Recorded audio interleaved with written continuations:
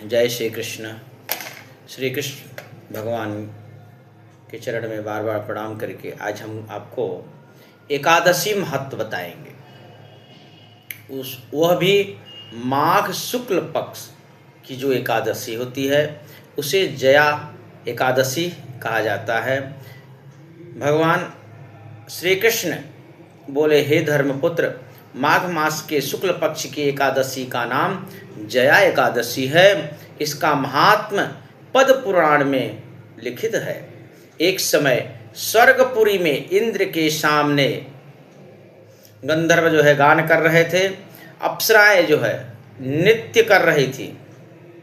यह कथा जो है धर्मराज को भगवान वासुदेव सुना रहे हैं एकादशी के महात्म में। जब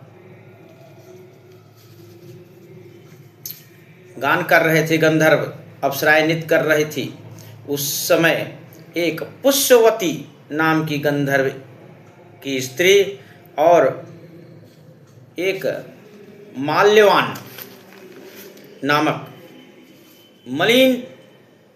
मालिन जो फूल के चुलते ना उसका मालिन का पुत्र भी वहीं था। माल्यवान नामक मालिन का पुत्र, वह दोनों परस्पर एक दूसरे को सम्मोहित हो जाते हैं।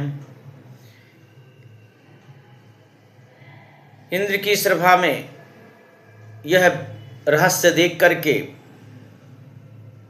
दोनों को श्राप दे दिया जाता है। क्यों? क्योंकि वह नृत्य और गान करने के लिए जो अप्सराएं आई थी वह जो है अपने पथ से भटक जाती हैं, क्योंकि उनका मन जो है वासनाओं की तरफ चला जाता है। देवराज क्रोध होकर के कहते हैं कि जाओ, तुम दोनों 50 योनि को प्राप्त हो। भरी सभा में अपमान वाले दंड को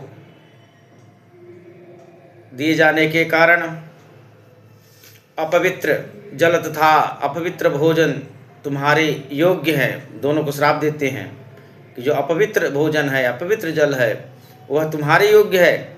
ऐसा कहकर उन्हें स्वर्ग से वंचित कर दिया जाता है। स्वर्गारोहण द्वारा वह बद्रीनाथ में आते हैं। जो स्वर्ग से नीचे आते हैं तो बद्रीनाथ में आते हैं। यदि पापियों का देश में जाते तो खाना पीना मनमाना मिलता, परंतु पाप से शीघ्र उद्धार न होता। बहुत अच्छी बात भगवान ने बताई है। खाना पीना तो बहुत मिलता, आज के समय में भी कलयुग में बहुत सारे लोग खाना पीना बहुत भरपूर खाते हैं। वो तो बोलते हैं कि जीवन मिला है तो खूब खा पी लो, 2 दिन की जिंदगी है, परंतु उनका उद्धार नहीं होता। इसी कारण से उन्होंने तपोभूमि पर निवास किया। देखिए, विद्वान थे, बुद्धिमान थे। उन्होंने संसार के उन बस्तियों को नहीं चुना जहाँ पे उन्हें भरपूर भोजन तो मिलता, आनंद आता, लेकिन उनके जीवन जो है नष्ट हो जाते, उसी में लगे रहते और फिर वह जोनि के इस चक्र में 84 लाख की जोनि में घूमते रहते। कष्ट पाकर जीवन में उदास हो गए। एक दिन वह भूख प्यास से तड़प रहे थे। रात्रि को बद्रीनाथ के गुणगान कार करके व्यतीत किया। उनको खाने पीने को कुछ मिला नहीं। प्रातः काल हुआ तो उनकी 50 योनि छूट गई, क्योंकि भगवत धाम में भूखे प्यासे रहने के कारण एक प्रकार की उन्होंने तप किया। फिर बाद में 50 योनि जब उनकी छूट जाती है तो योग स्वर्ग से विमान आते हैं और उन पर चढ़ करके वह स्वर्गलोक को चले जाते हैं। क्योंकि जिस समय उन्होंने व्रत किया था उस समय जया एकादशी का दिन था। इसकी प्रभाव को जो है स्वर्ग को प्रदान करने वाली है। जया एकादशी का व्रत महात्म्य में भगवान कृष्ण ने धर्मराज को बताया है। विधि में इस दिन धूप दीप नैवेद्य लगा करके भगवान नारायण विष्णु भगवान का पूजन करें। कुंदगिरी के साठे को सागर लिया जाना चाहिए। साठी का चावल आता है, उसका जो है भगवान को भोग लगाएं, धूप दीप नैवेद्य से पूजन करें, आरती करें, भगवान का गुणगान करें। जो है यह माघ शुक्ल पक्ष एकादशी का महात्मा है।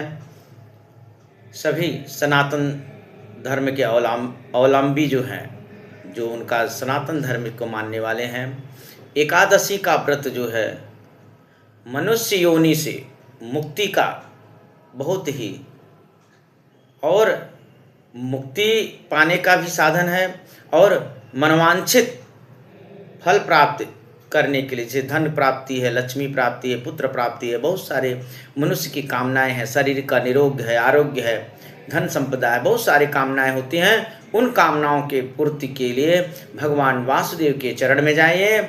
या तो आपकी कामना मिट जाएगी, या तो आप जो है धन धान से संपूर्ण होकर के भगवान वासुदेव के शरण में जाएंगे।